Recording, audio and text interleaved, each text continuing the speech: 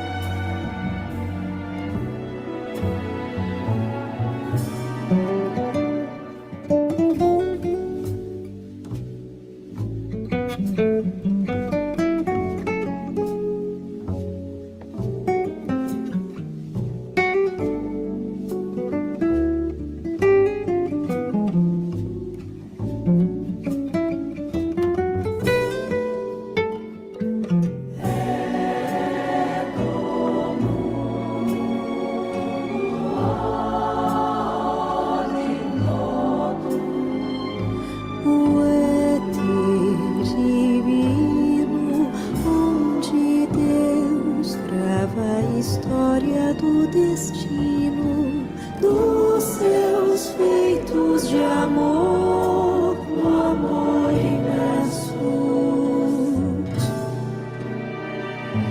Livro onde o Criador inimitável grava com pensamento almo e insondável seus poemas de seres e universos, seus poemas de seres e universos.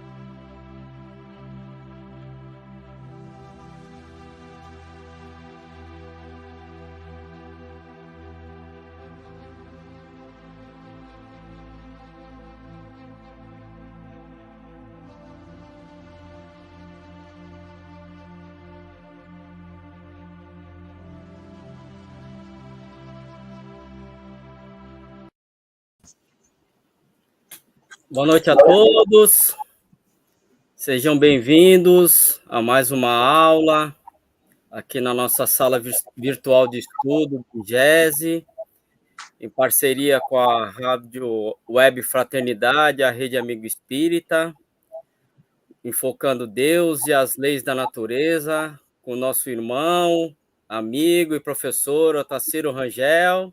Seja bem-vindo, Otacílio. Boa noite, Ronaldo. Boa noite, amigos que já estão aí no chat. Um prazer estar com todos vocês novamente nessa sexta-feira maravilhosa. Hoje aqui em São Carlos teve um dia lindo, muito bonito, e vamos em frente aí no nosso trabalho de aprendizado. Vamos em frente então, Tarsila. Então, para começar, vamos fazer a nossa prece inicial. Você poderia fazer para nós, por gentileza? Posso, claro. Então, meus queridos amigos, vamos colocar toda a nossa atenção. Um minutinho só, por favor. Sem problemas. Ô Tarsilo, tem um amigo nosso aí, que está conosco, pedindo orações para os seus familiares, né? Pela sua esposa, filhos. Isso, vamos envolvê-lo nas nossas vibrações de prece. Nosso Miguel Barleta. Então, busquemos nesse instante, com o nosso pensamento, com a nossa vontade dirigida ao mundo espiritual, especialmente buscando as forças superiores da vida que emanam de Deus, o nosso Criador, e que são conduzidas pelas mãos amorosas de Jesus para o nosso planeta, para toda a nossa humanidade, e em particular, essas forças superiores possam visitar todos os lares, todas as famílias, todas as criaturas que somos todos nós, que vivemos aqui, nesta casa, essa morada do Pai Celestial, que nós conhecemos pelo planeta Terra. Pai amado, Jesus, querido amigo, nesses instantes em que nos colocamos na posição de aprendizes de teus ensinamentos, através do curso dos ensinamentos do Evangelho de Jesus, e das obras espíritas trazidas pelo Espírito de Verdade, pelas mãos de Kardec, a todo o nosso mundo, que nos clareia a nossa mente, o nosso entendimento, para que possamos ser fiéis, confiantes na bondade, na misericórdia de Deus e na sua justiça, para que nos lembremos dentro de nosso coração que mesmo que os sofrimentos nos visitem nos momentos mais difíceis de nossas vidas, não estamos em nenhum momento desamparados pelo amor de Deus. Que possamos abrir os nossos ouvidos espirituais, que possamos sensibilizar o nosso coração nos sentimentos melhores, para sentir sempre a presença de Deus em nossas vidas. Ampara-nos, Senhor, agora e sempre, que os espíritos bondosos, mensageiros de teu amor, estejam conosco nessa noite de estudo. Obrigado, Senhor, pela grande oportunidade que temos de estar juntos. Que assim seja, Senhor. Então, dando mais uma vez aí boa noite aos nossos amigos aí de Torrinhas, pessoal da Flórida também participando conosco. E vamos dar início. A Maria Amélia também está aqui conosco, Tarsila, lá, aqui de Santos. Estou vendo vários amigos. A Diná, o Marcos, a Rosalina, Zilda, Cláudia Navarro, olha a Claudinha aí. Ricardo, lá de Belo Horizonte, não é? Então, são vários amigos que estão conosco, a Patrícia, tem tanta gente amiga, tem tanta gente com vibrações positivas nesse mundo.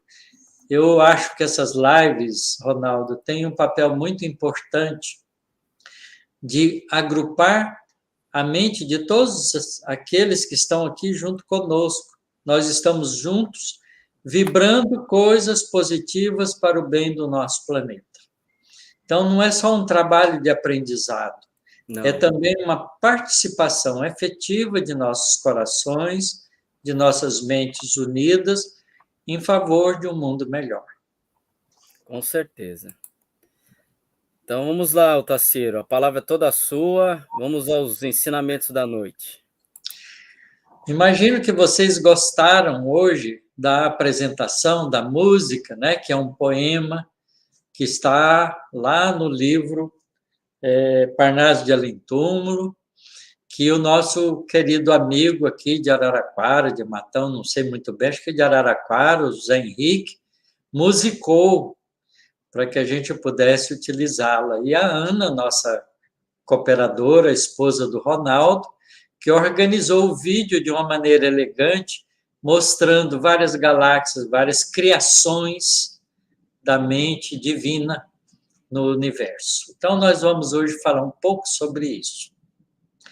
Então, nós vamos novamente utilizar, não só do nosso livrinho, mas especificamente do livro dos Espíritos, nessa sua primeira parte, quando fala sobre espírito e matéria, de 3 perguntas que são fundamentais, certo? A primeira pergunta que Kardec faz para os espíritos, perguntando para ele que definição podeis dar da matéria. E essa definição que os espíritos colocam são muito importantes para a gente compreender a nós mesmos. A matéria é o laço que prende o espírito, é o instrumento de que este se serve, sobre o qual, ao mesmo tempo, exerce a sua ação. E há uma observação de Kardec, que a gente vai ler também, porque ela é esclarecedora. Desse ponto de vista, pode dizer-se que a matéria é o agente, o intermediário, com o auxílio do qual e sobre o qual atua o espírito ou princípio inteligente.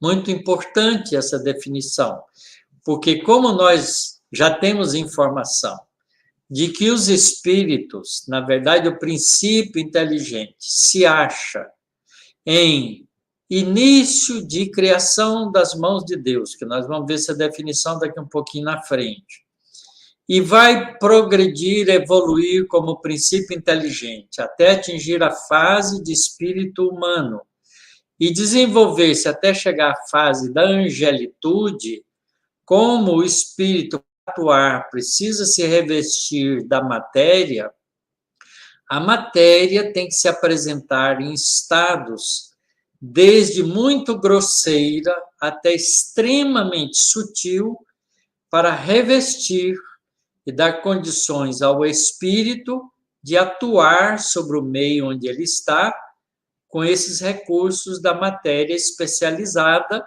que ele agrega em torno de si mesmo, formando o seu corpo espiritual.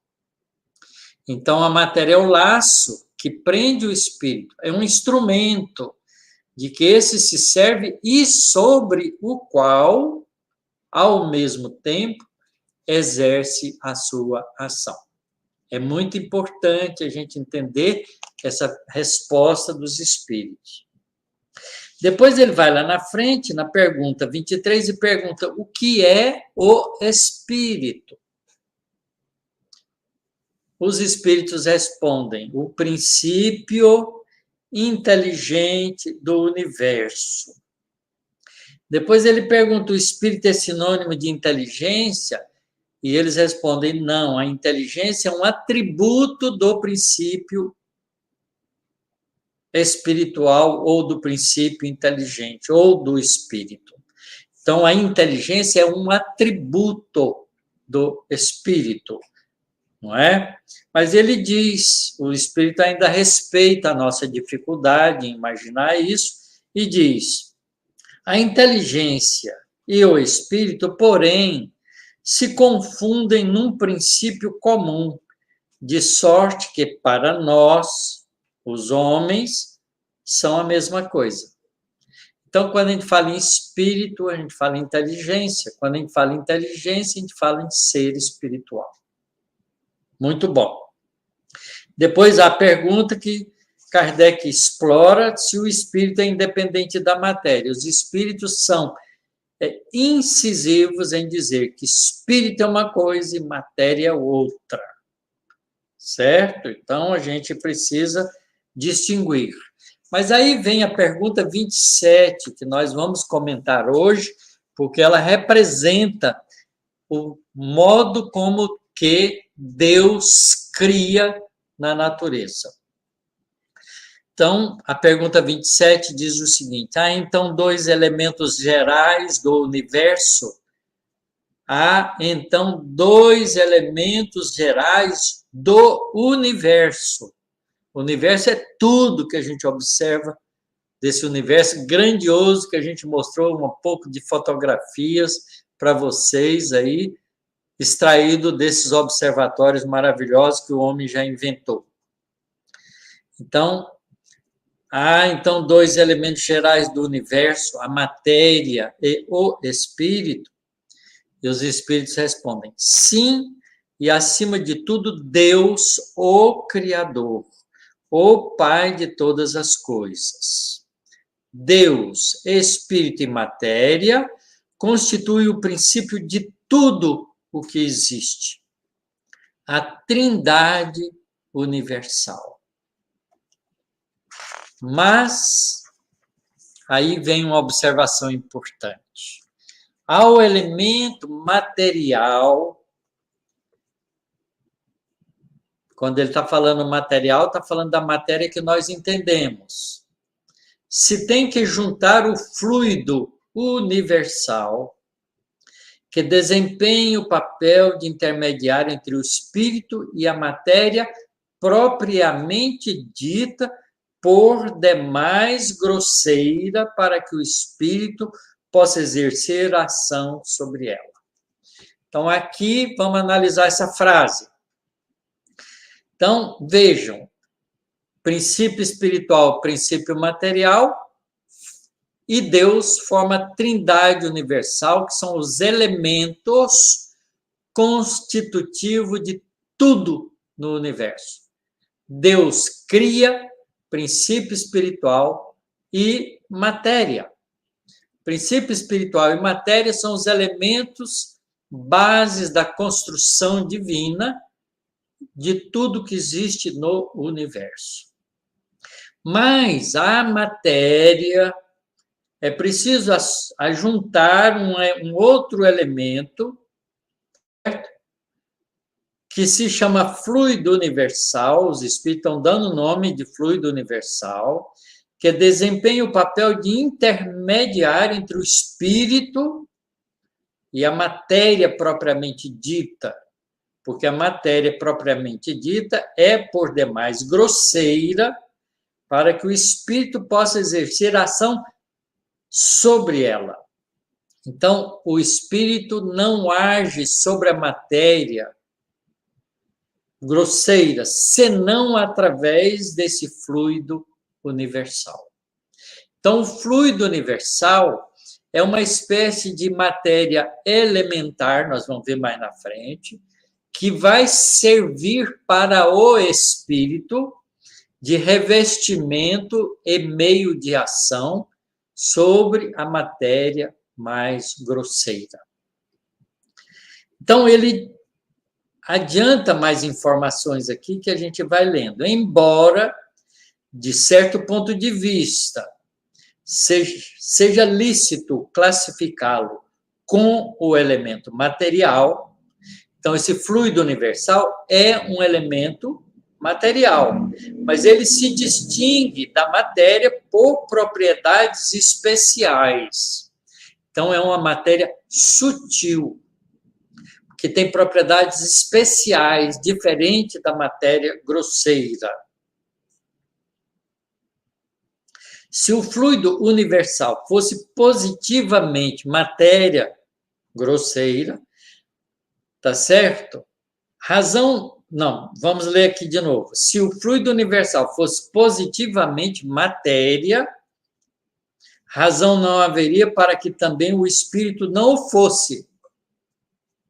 Então, veja, apesar de ser um elemento material, tem propriedades especiais e ele se confunde muito mais do que com o espírito do que com a matéria grosseira.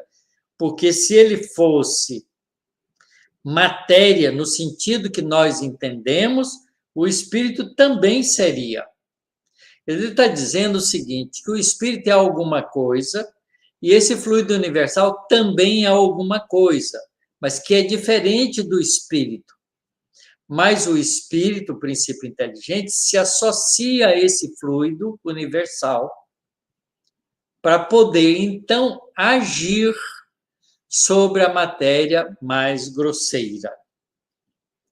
E aí ele tenta esclarecer isso com detalhes. Está colocado entre o espírito e a matéria. Quer dizer, ele não é espírito, mas ele não é matéria grosseira. Tá? É colocado entre os dois. Tá certo? É fluido. Como a matéria, é matéria, mas suscetível pelas suas inumeráveis combinações com a própria matéria e sob a ação do espírito, sob a ação do espírito, que é inteligência, de produzir a infinita variedade das coisas de que apenas conheceis uma parte mínima. Está falando para nós, os homens da Terra, no estágio evolutivo em que nós nos encontramos, mundo de provas e expiações. Então, veja, esse fluido universal, sob a ação que reveste o princípio inteligente,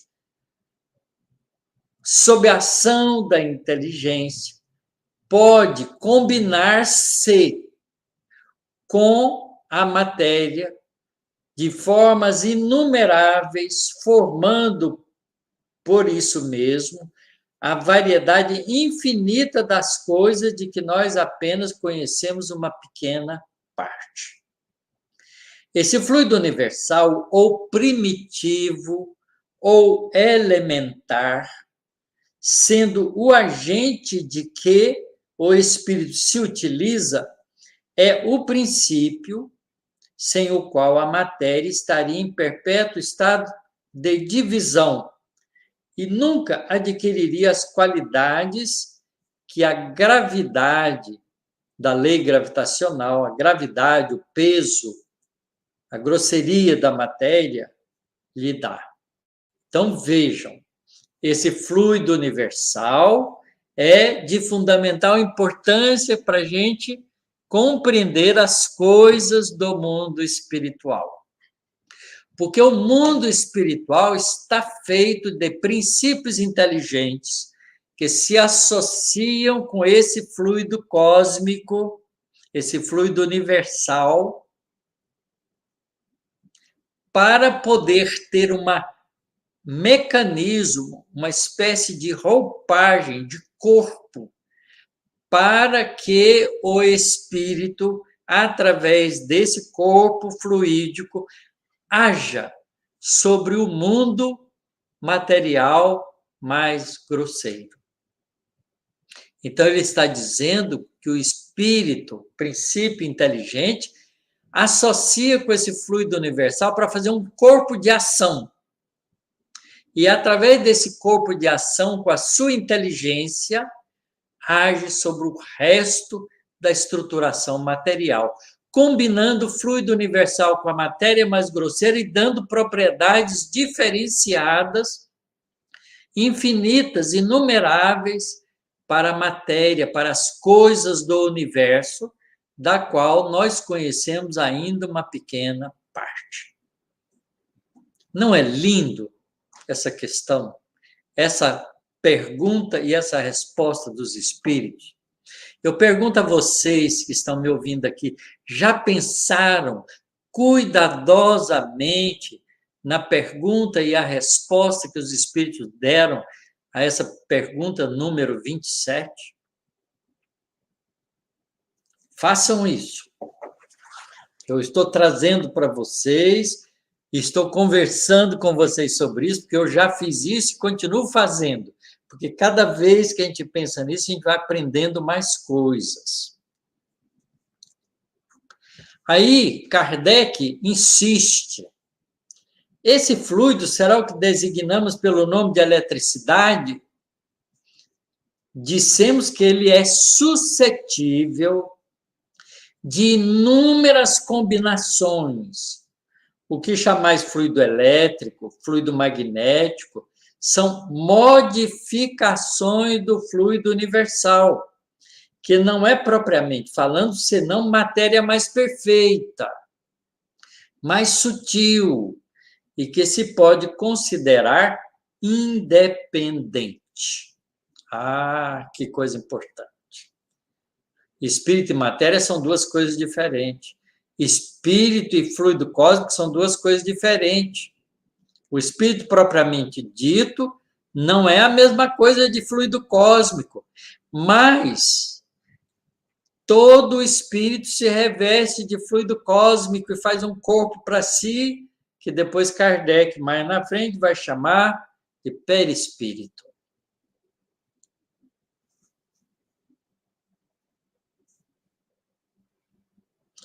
Muito bem. Aí ele segue fazendo mais perguntas que nós não vamos entrar nelas. Nós vamos aqui falar um pouco desse fluido cósmico. E para falar desse fluido cósmico, nós vamos chamar o André Luiz no livro Evolução em Dois Mundos, primeiro capítulo. André Luiz escreve assim: fluido cósmico. Abra o livro lá se vocês quiserem. Eu estou com o meu livro aberto aqui e vou ler com vocês. Fluido cósmico, plasma divino. O fluido cósmico é o plasma divino, hausto do Criador, ou força nervosa do todo sábio. Três definições que André Luiz coloca para nós sobre o fluido cósmico. O fluido cósmico é o plasma divino. Então, ele é criação direta de Deus. É o hausto do Criador, como se fosse a respiração, o hálito de Deus. Ou, se a gente quiser, a força nervosa de Deus. Então, esse fluido, criação de Deus, enche o universo como um todo. E aí ele acrescenta na frase seguinte: nesse elemento primordial, fluido cósmico, vibram e vivem constelações e sóis, mundos e seres, semelhantemente como os peixes no oceano. Então, todas as coisas que a gente observa na natureza estão mergulhadas, vamos dizer assim, por falta de uma linguagem melhor, no plasma divino, no hausto do Criador, no fluido cósmico, na força nervosa de Deus. Então, Deus se comunica com tudo que ele cria através desse fluido cósmico, porque é a força nervosa do Criador. Fazendo uma analogia com o nosso corpo físico, nós, como seres espirituais, utilizando o universo, que é o nosso corpo biológico, feito de trilhões de células extremamente bem organizadas, nós comunicamos, nós, o espírito que somos, comunicamos com todo o nosso corpo através do mecanismo de contato que temos através do perispírito com todo o nosso corpo. Certo? Então, a célula do nosso corpo é como se fosse um de nós no universo. Está em contato com tudo através da organização do nosso corpo físico via espírito. Então, Deus é espírito que se comunica com o universo inteiro através do fluido cósmico. Porque o fluido cósmico é o plasma divino, é o hausto do Criador, é a força nervosa do todo sábio. E nesse elemento primordial, vibram e vivem constelações e sóis, mundos e seres como peixes no oceano. Vocês viram por que Deus é onipresente? Porque ele, através do fluido cósmico, está em tudo quanto é lugar. Quando Deus pensa, quando Deus cria, quando Deus ama, a gente sente através das vibrações amorosas de Deus no fluido cósmico que nós estamos mergulhados. Ninguém, portanto, está desamparado. É muito importante a gente ter essa visão. Só a doutrina espírita nos dá essa compreensão. Aí ele continua nesse capítulo. Cocriação em plano menor, em plano maior. Cocriação em plano maior. Nessa substância original, há o influxo. Está dando eco. Isso, deixa fora. Nessa substância original, há um influxo do próprio Senhor Supremo, substância original, fluido cósmico. Há um influxo do próprio Senhor Supremo, um influxo de Deus, operam as inteligências divinas a ele agregadas em processos de comunhão indescritível. Os grandes devas da teologia hindu, ou os arcanjos da interpretação de variados templos religiosos, ou os espíritos puros na linguagem espírita, extraindo desse hálito espiritual os celeiros, os recursos da energia com que constrói os sistemas da imensidade em serviço de cocriação em plano maior, de conformidade com os desígnios do Todo Misericordioso, que faz desses espíritos agentes orientadores da criação excelsa, da criação divina. Então, Deus cria através dos espíritos que já atingiram o estado de pureza, porque os espíritos em estado de pureza estão em comunhão íntima com Deus e agem sob os desejos de Deus, criando novos mundos, novas constelações, novas estrelas, novos sistemas planetários, novos princípios inteligentes, novos processos da vida.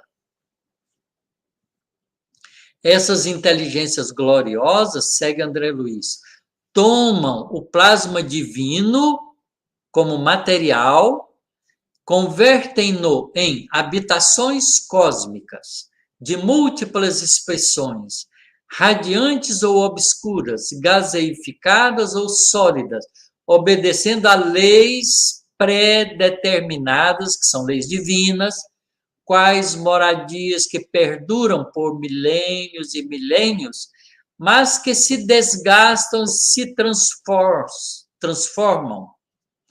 Por fim, de vez que o espírito criado pode formar ou criar, mas só Deus é o criador de toda a eternidade. Então, é como se Deus criasse a argila e nós fôssemos oleiros, tomamos a argila e damos forma. É muito bonito isso, porque a gente compreende aqui qual é a nossa missão, por que Deus nos cria, porque Ele quer em nós, quando espíritos purificados, co-criadores em plano maior. Então, por isso, Jesus, junto com aquela assembleia de espíritos angelicais, veio na nebulosa solar e formou o sistema planetário solar inteiro. Trabalhando o quê? As coisas da criação divina. Deus cria e nós formatamos, damos forma. Por fim, de vez que o espírito criado, que somos nós, pode formar ou co-criar, mas só Deus é o criador de toda a eternidade.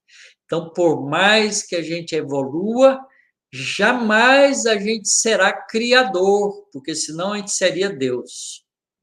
Mas a gente será co-criador, formatador, obedecendo às leis predeterminadas, as leis divinas que nós vamos estudar, para trabalhar com Deus na criação de tudo que existe e que vai existir.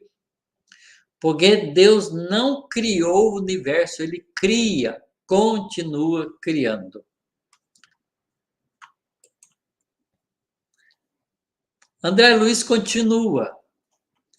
Impérios estelares. Devido à atuação desses arquitetos maiores, surgem nas galáxias as organizações estelares como vastos continentes do universo em evolução e as nebulosas intragalácticas como imensos domínios do universo, encerrando a evolução em estado potencial, todas gravitando ao redor de pontos atrativos, com admirável uniformidade coordenadora.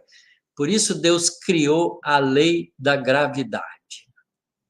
A lei da gravitação universal é criação divina. É uma lei da natureza que o homem descobriu.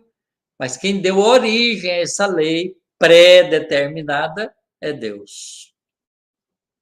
É aí, no seio dessas formações assombrosas, que se estruturam interrelacionados, a matéria, o espaço e o tempo, a se renovarem constantes, oferecendo campos gigantescos ao progresso do espírito.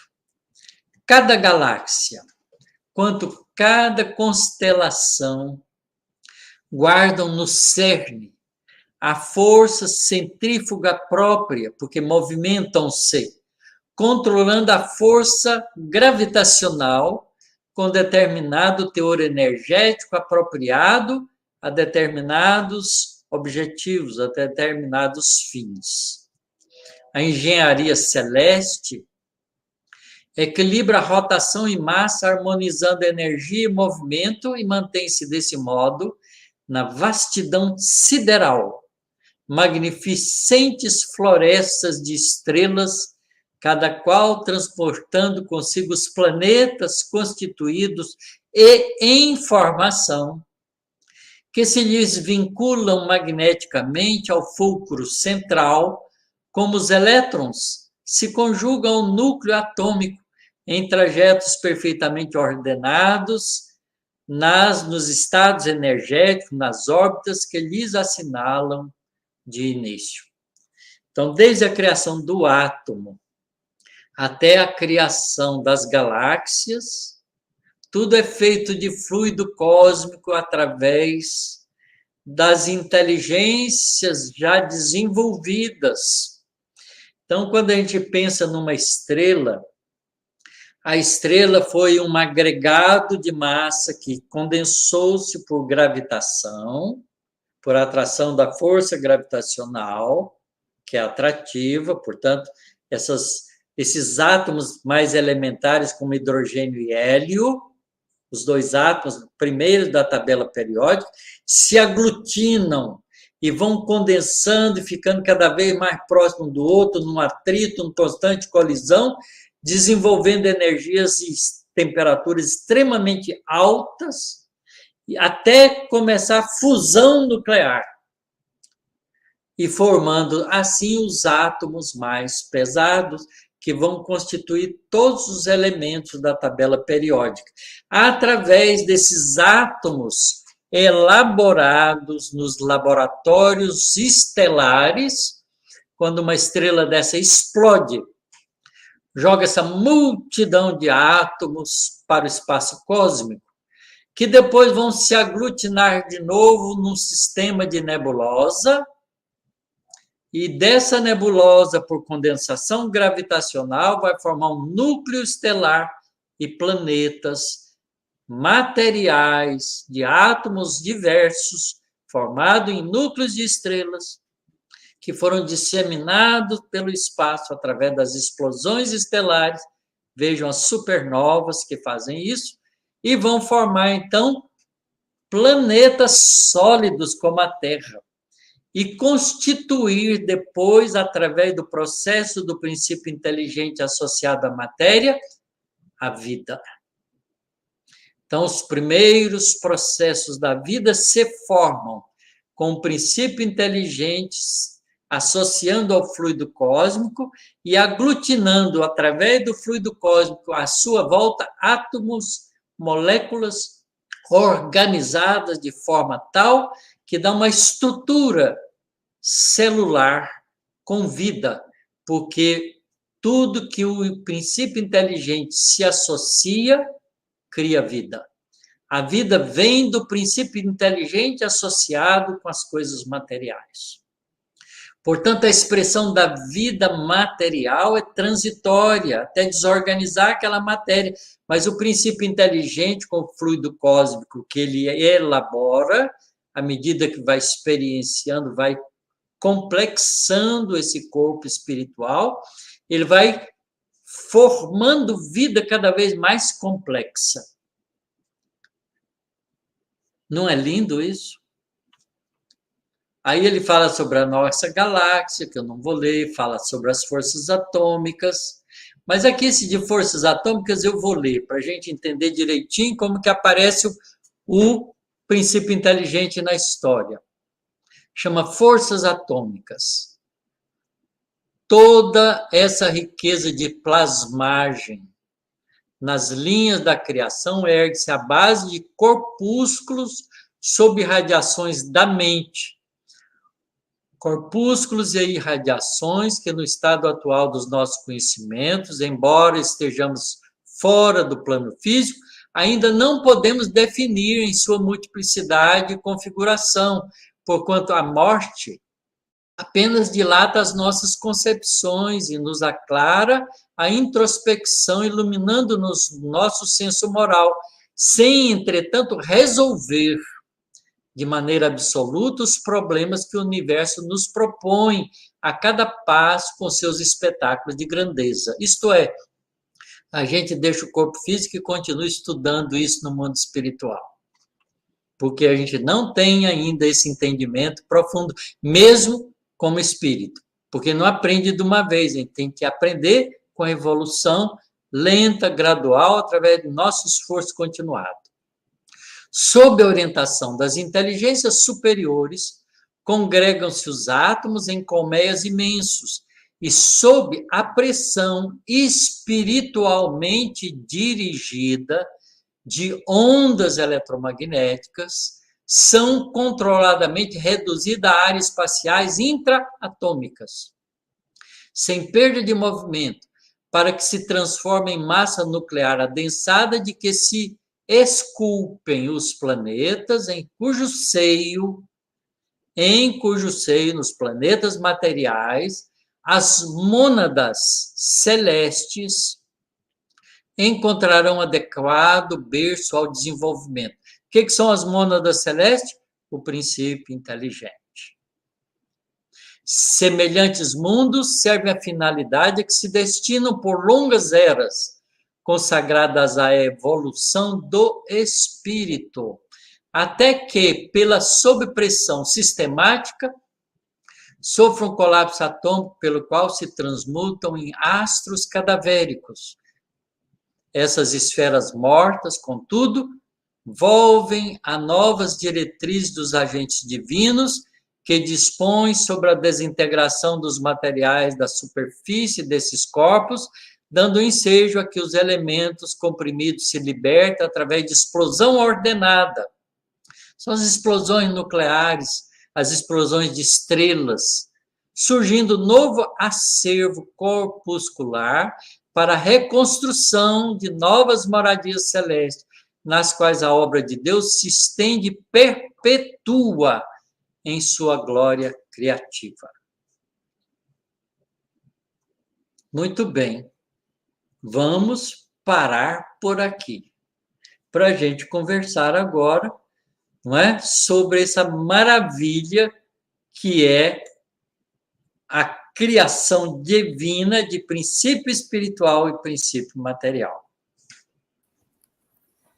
Nossa, Otacílio, nós somos realmente privilegiados por estarmos aqui, né, aprendendo. Meu, quanto conhecimento, quanta informação.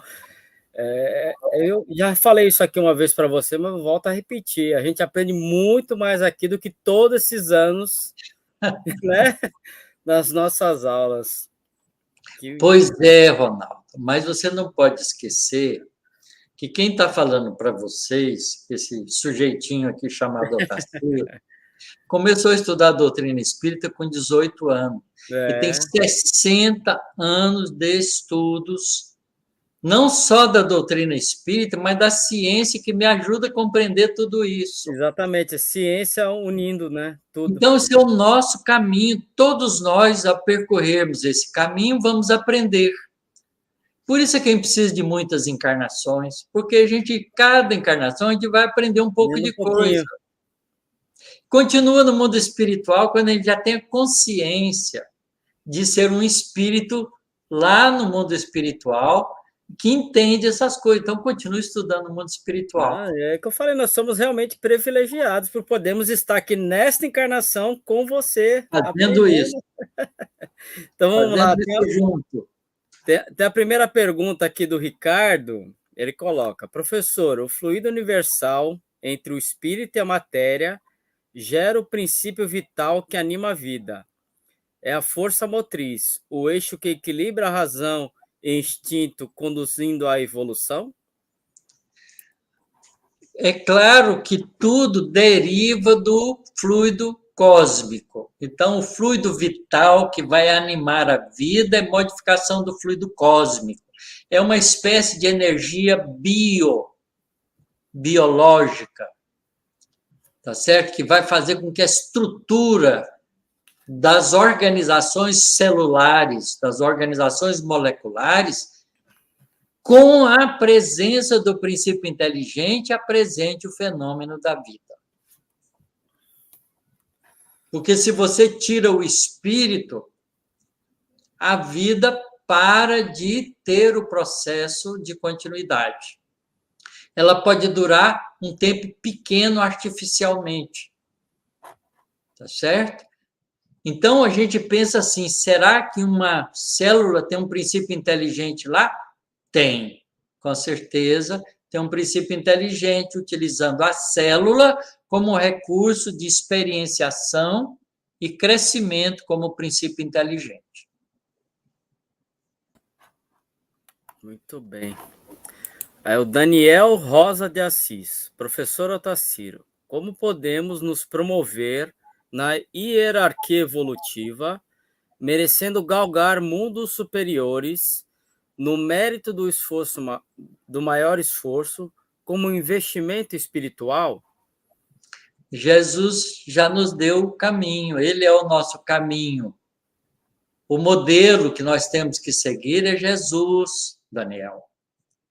Ele disse, ele veio estar conosco, porque como Jesus já é um espírito angelical, antes mesmo da formação do nosso sistema planetário, isso significa que ele evoluiu em outro lugar, porque ele também é criatura de Deus. Ele foi criado como nós fomos criados. Mas ele que foi criado antes, porque Deus cria sempre.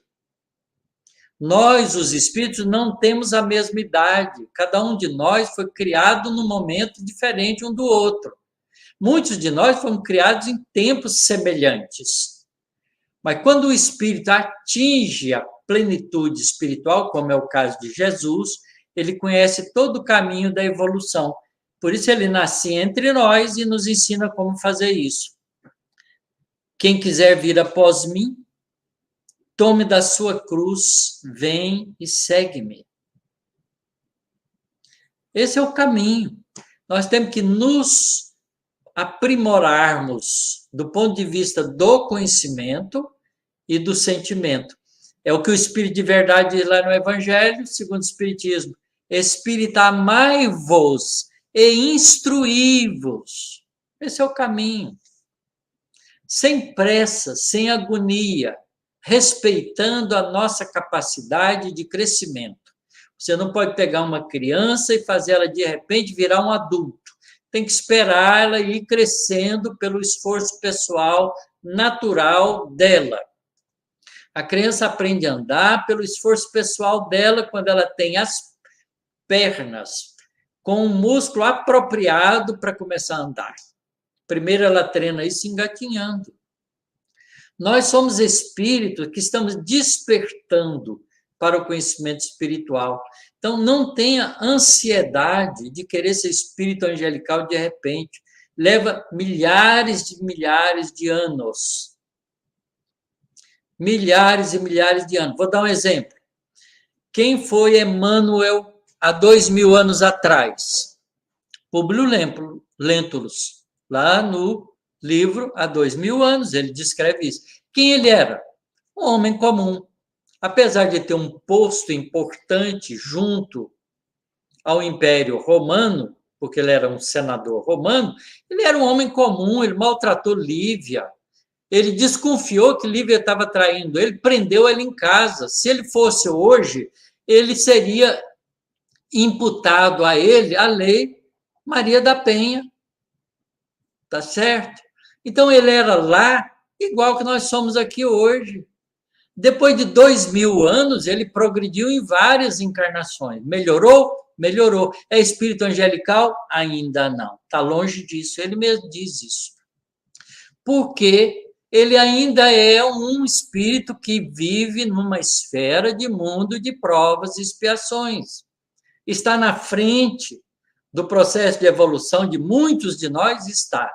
Mas ele não é o espírito angelical. Só Jesus é espírito angelical aqui na Terra. Lá em Nosso Lar, quando a gente lê o André Luiz Nosso Lar, só 2 espíritos que vivem em Nosso Lar tiveram reunião com a presença de Jesus. A veneranda, a ministra veneranda e o governador de Nosso Lar. Clarencio não teve, todos os outros, Aulos não teve, nenhum deles conhecem Jesus. Porque são espíritos adiantados em relação a nós, mas ainda não são espíritos angelicais, não são espíritos puros. Porque a pureza de espírito a gente leva muito tempo para adquirir. Então, evolução sempre. É urgente evoluir, mas não é apressado. Urgência e pressa não são 2 coisas sinonímicas. Urgência porque não podemos perder tempo, mas apressado jamais, porque há uma escada natural para a gente subir degrau a degrau.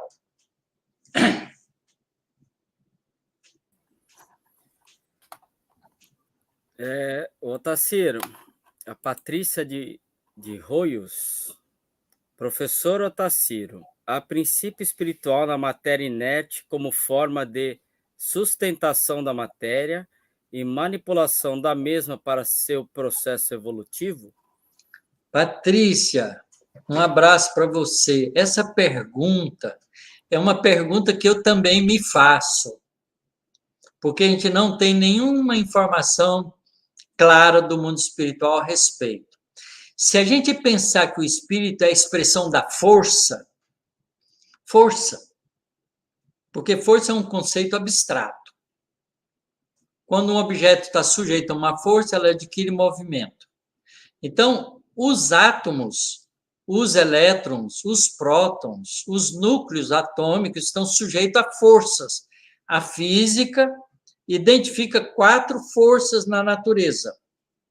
A força gravitacional, que faz a atração dos corpos com massa, a força eletromagnética, que vem oriundo das propriedades de cargas elétricas dos objetos, dos átomos, das partículas, a força nuclear fraca, que mantém corpos dentro do núcleo estáveis, e a força nuclear forte, que estrutura as partículas pesadas, como prótons, nêutrons.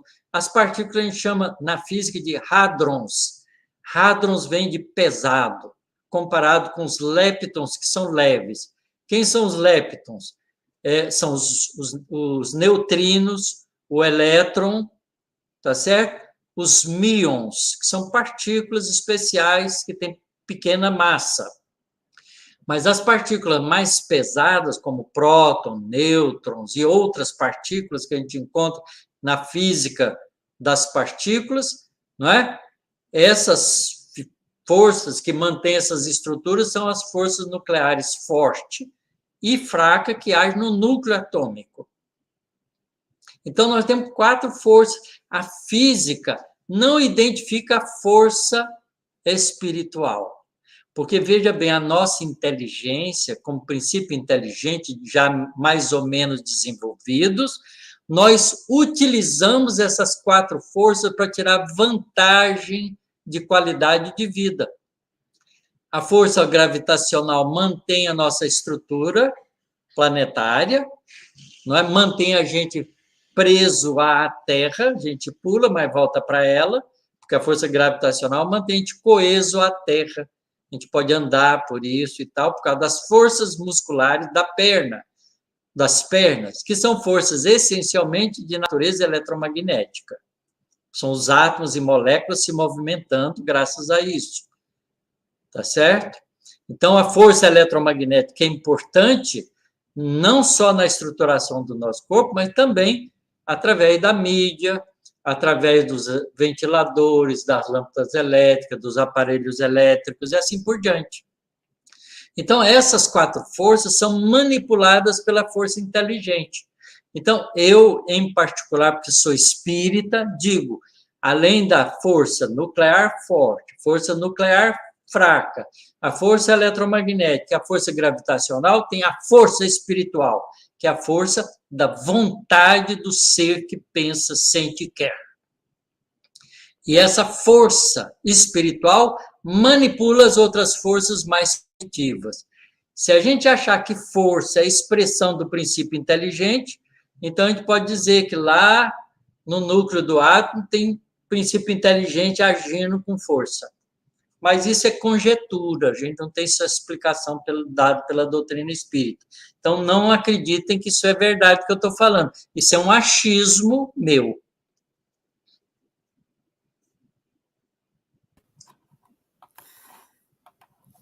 Tem mais uma pergunta aqui da Diná Aparecida. A Diná fez até um comentário que ela falou que a gente está no meio das estrelas, ela queria também estar, Otacílio. Ela colocou aqui, professora, a epífise é geradora do fluido universal do ser humano? Não. A epífise é uma glândula que faz a transdução da energia espiritual para a energia física. O que é transdutor? Transdução, transdutor. Transdutor é um transformador de um tipo de energia em outro. Por exemplo, um alto-falante transforma, ou melhor, um microfone transforma ondas de pressão do ar, quando eu falo, em corrente elétrica. Então, traduz energia mecânica em energia eletromagnética. É um transdutor microfone. Tá certo? O alto-falante é um transdutor reverso, que transforma a energia elétrica em movimento mecânico do alto-falante e cria som. É um transdutor. Tudo que transforma um tipo de energia no outro chama de transdutor. A epífise é uma glândula que está intimamente o espírito ligado a ela por um centro de força do corpo espiritual, perispírito, que transforma energia espiritual, perispiritual, em energia física. Ela é uma glândula transdutora de energia.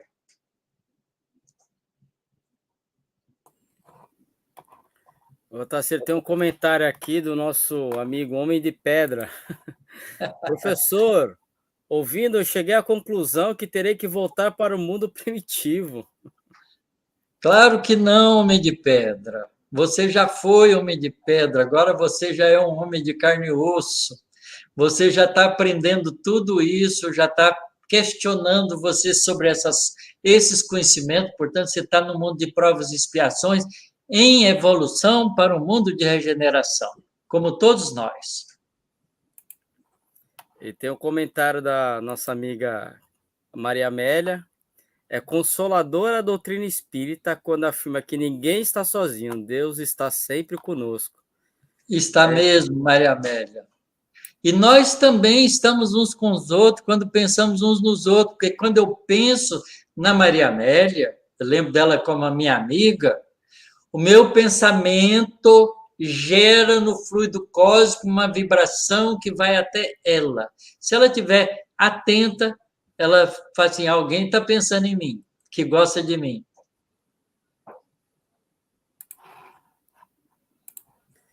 Tem uma pergunta da Adélia Otacílio. Professor Otacílio, boa noite. Como podemos coexistir o mundo material e espiritual no mesmo espaço-tempo? Porque eles são o mesmo mundo, interrelacionados. Você sabia que nas águas do mar ou em qualquer rio tem ar dissolvido? O ar dissolvido é que os peixes respiram. Então, o ar interpenetra a água, fica dissolvido nas moléculas de água. Tudo, na verdade, se interpenetra. Nós estamos aqui nesse momento mergulhados em ondas eletromagnéticas que estão sendo geradas pelas lâmpadas que a gente acendeu, pelo som que eu estou falando aqui, né? pela mídia que vocês estão recebendo, pelos rádios que estão emitindo, pelas televisões e pela radiação cósmica que também chega até nós. Nós estamos num mar de vibrações, de coisas interpenetrantes. O fluido cósmico é um fluido, um elemento primordial extremamente sutil que interpenetra tudo. Hoje, na física, a gente sabe, por exemplo, que nas interações nucleares, nas fusões nucleares, como acontece nas estrelas, elas irradiam várias partículas, entre elas uma partícula que a gente chama de neutrino. O neutrino é uma partícula que tem alta energia, quase nada de massa, muito pouca massa, e é capaz de atravessar a Terra inteira sem interagir com a Terra. Então, é como se a Terra tivesse embebido num mar de neutrinos, que espalha pelo universo afora. Esses neutrinos vêm das estrelas, das reações de todas as estrelas. Então, não é difícil entender que tudo se interpenetra. O mundo espiritual, como ele é feito de fluido cósmico universal, levemente modificado para se adaptar a uma realidade de um planeta, ele interpenetra tudo, os espíritos nos visitam, interpenetram na nossa vida cotidiana. Você nunca leu leia lá no livro E a Vida Continua, ou leia também no Nosso Lar, quando o André Luiz, ou quando o espírito que descreve lá o livro A Vida Continua está andando na rua, não é? Ele atravessa as pessoas são como se fossem invisíveis para ele e impenetráveis, ele atravessa. A pessoa vem andando na direção dele, ele está na rua e atravessa ele, porque coexistem no mesmo espaço, no mesmo tempo. Vamos lá, então, tem mais uma pergunta aqui agora, aqui de casa. Ana Mizumoto. Amigo Otacílio, a teoria das cordas pode ter alguma relação ou explicar o porquê das vibrações diferentes entre nós? Não. A teoria das cordas é uma teoria matemática, de funções matemáticas, que a gente chama de cordas, que tenta, não é, descrever, modelar matematicamente o nosso universo. Só isso. Como a linguagem de vetores, os vetores, que são uma setinha com a ponta direcionada, isso é uma figura geométrica, matemática, imaginada pela cabeça do homem para descrever as forças. É uma descrição apenas. Então, Otacílio, estamos chegando ao final de mais uma noite de estudo, muito conhecimento, né? A Patrícia de Rose colocou aqui, acho que sobre algum comentário que você fez, mesma coisa do livro Voltei. Isso. Lá no livro Voltei também, Patrícia, a gente lê isso, né, que o espírito andando na rua é atravessado por um encarnado que não está vendo ele, vem andando como se... Aliás, gente, quando a gente entra num ônibus que está assim, ocupado com 5 ou 6 pessoas, tá certo? Não achem que está vazio, porque tem um monte de espíritos sentados nos lugares vazios. Eu tive um amigo lá em Goiânia, que ele era médium vidente, e ele percebia os espíritos com tal nitidez que ele não fazia distinção entre o que era encarnado e o que era desencarnado. Era gente para ele, todo mundo. Não é? Uma vez ele me contou isso, que ele entrou no ônibus e ficou de pé, porque o ônibus estava lotado. Aí o motorista virou para ele e falou assim, moço, o senhor não vai sentar, não? Pode sentar, olha o tanto de lugar vazio. Ele olhou de novo, estava um monte de lugar vazio. Aí ele sentou num lugar vazio, mas sabia que tinha um espírito ali. Estava cheio de espíritos sentado. Otacílio, eu não consigo nem imaginar uma situação dessa. É fácil de imaginar. O Emmanuel, no roteiro, lição número 9, diz que a Terra abriga, né, pelo menos na época que ele escreveu, cerca de pouco mais de 20 bilhões de espíritos, dos quais, na época que ele escreveu, 2 bilhões eram encarnados.